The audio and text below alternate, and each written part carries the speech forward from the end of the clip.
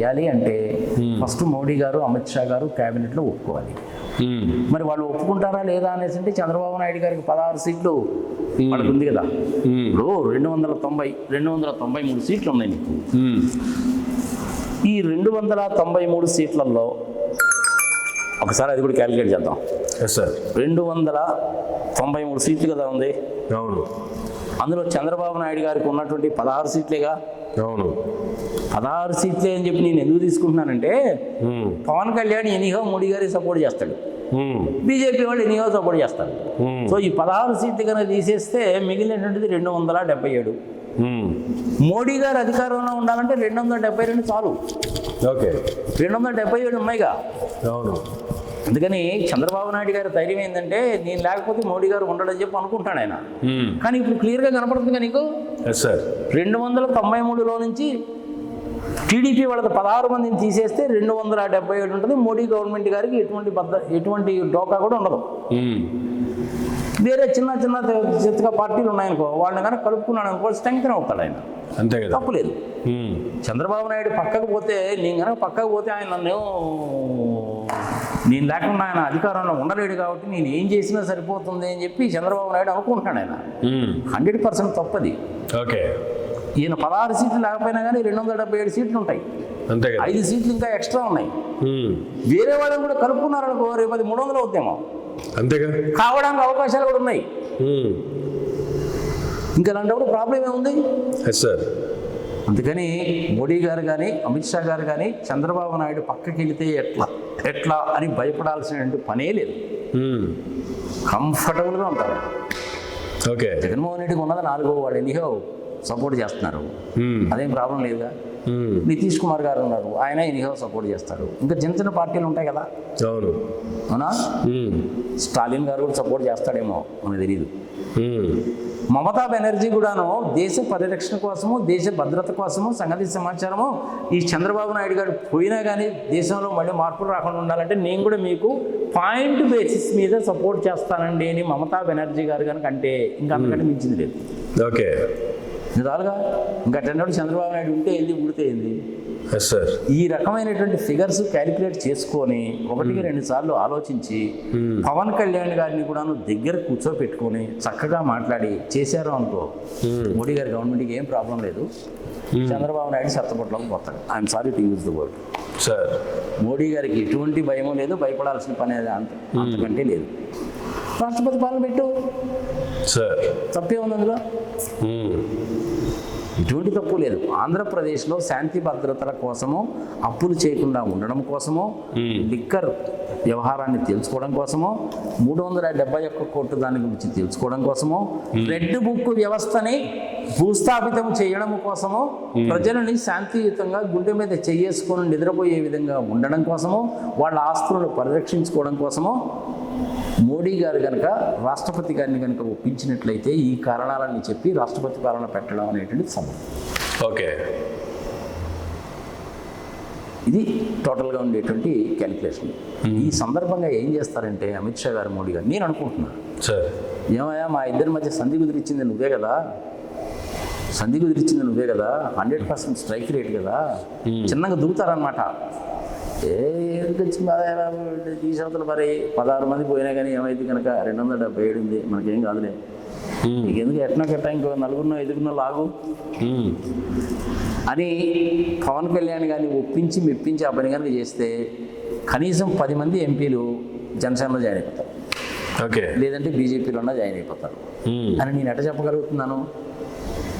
Last time Sujana Chowdary, Venkatesh అందరూ join అయ్యాడు sir, అది చెప్పింది గుర్తుంది.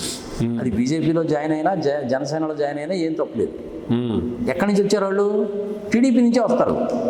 వాళ్ళకి ఆర్థిక పరంగా, సామాజిక పరంగా, వ్యాపార పరంగా, పరువు పరంగా, ప్రతిష్ట పరంగా, పదవి పరంగా అన్నీ ఇస్తారు.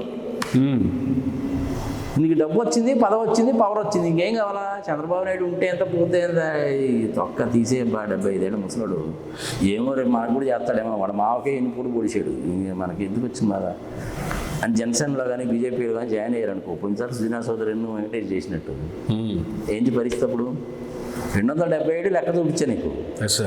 తెలుగుదేశం పార్టీలో 16 మంది ఉన్నారు, అందులో 10 మంది వచ్చారనుకో 287 అయిపోవట్లా. అవును, మోడీ గవర్నమెంట్ సేఫ్గా, అంతే కదా. ఆంధ్రప్రదేశ్ సేఫ్గా వాళ్ళ చేతిలోనే ఉంటుందిగా. ఇంకేం కావాలి నీకు? రాష్ట్రపతి పాలన పెడతారు, ఈయన తీసుకెళ్ళి పక్కన కూర్చోబెడతారు, ఇంకా ఆయన అక్కడ కూడా ఉండడు, ఆ నదిలో కట్టుకున్న ఇంట్లో కూడా ఉండడు, హైదరాబాద్లోనే కూర్చోవాలి. రాష్ట్రపతి పాలన ఇంకా ఆయనకి పని ఏముంటుంది? అసెంబ్లీ లేదు, ఎమ్మెల్యే లేదు, ఎంపీలు మినిస్టర్లు ఎవరు ఉండరుగా. 277 గ్యారంటీ పెట్టచ్చు. 10 మంది జాయిన్ అయ్యారనుకో 287, ఆయనకి సేఫ్. ఇది ఎప్పుడైతే జరుగుతుందో ఆటోమేటిక్గా 1, 2 చిన్న చితక పార్టీలు ఎవరైతే ఉంటారో వాళ్ళు కూడా మోడీకి సపోర్ట్ చేస్తారు. చాలు కదా. అంతే కదా. మమతా బెనర్జీ గారు అసెంబ్లీలోనే చెప్పారు కదా ఒకసారి, పెగాసిస్ సాఫ్ట్వేర్ని గురించి నా దగ్గరికి వస్తే నేను వస్తున్నాను, చంద్రబాబు నాయుడు ఏదో కొనాలని చూస్తున్నాను, వెళ్ళండి అని మాయమే చెప్పిందిగా. Yes sir. స్టేజీ మీద ఆయన చేతిలో నుంచి మైకు లాగేసుకొని మరీ చెప్పిందిగా. అవును. మరి ఆమె కూడా సపోర్ట్ చేస్తుందేమో.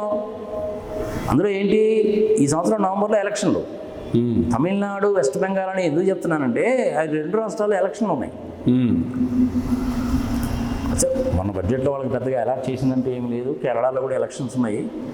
సో తమిళనాడులో డిఎంకే వాళ్ళు మమతా బెనర్జీ గారు సపోర్ట్ చేశారనుకో, వాళ్ళిద్దరు ఎట్లా సపోర్ట్ చేస్తారనుకున్నావు? మీరు చేసేటువంటి ప్రతి పనిని మేము నిశ్చితంగా పరిశీలించి కొన్నిటికి సపోర్ట్ చేస్తాము, కొన్నిటికి సపోర్ట్ చేయమని చెప్తారు. బట్ సపోర్ట్ అయితే చేస్తారు. ఇంకా సపోర్ట్ చేస్తే చంద్రబాబు నాయుడు పరిస్థితి ఏంటప్పుడు? నేనేదో ఢిల్లీలో చక్రం తిప్పుతా అంటాడు. ఏం తిప్పుతాడు ఆయన? ఆయన 16 మంది ఎంపీలు పోయినా సరే 277 సీట్లు ఉన్నాయి. అవును. ఇంకా ఆయన చక్రం తిప్పేది ఏముందాడా? ఆ రోజులు వేరే, ఈ రోజులు వేరే. వాజ్పేయి గారి టైంలో ఉంటే చంద్రబాబు నాయుడు వారికి కుదిరిందేమో, కానీ ఎల్కే అద్వానీ వాజ్పేయి గారు ఉన్నప్పుడు, మోడీ అమిత్ షా ఉన్నప్పుడు చంద్రబాబు నాయుడు పప్పులు ఉడకవాడాలి. ఇష్టమైతే ఉండు, కష్టమైతే పోరా బాబు అంటారు. వాళ్ళు ఏంటంటే మంచి అవకాశం ఎక్కడ దొరుకుతుందా అని చూస్తున్నారు. ఇప్పుడు బ్రహ్మాండమైన అవకాశం, ఒక్కటే అవకాశం లేదా 2 అవకాశాలు.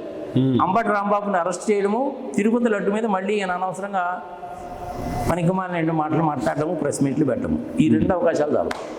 ఓకే.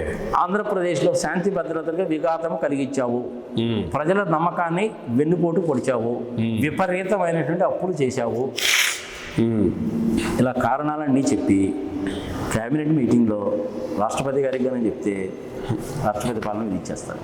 ఓకే. పవన్ కళ్యాణ్ ముఖ్యమంత్రి అవుతాడు చూడు, లేదా పవన్ కళ్యాణ్ని రిజైన్ చేయించి ఆయన ఎమ్మెల్యేలను అక్కడే ఉంచి ఆయన చేత రిజైన్ చేయించి ఆయన్నే ఆంధ్రప్రదేశ్ గవర్నర్గా పెట్టినా పెడతారు. రాష్ట్రపతి పాలన అంటే అంతేగా.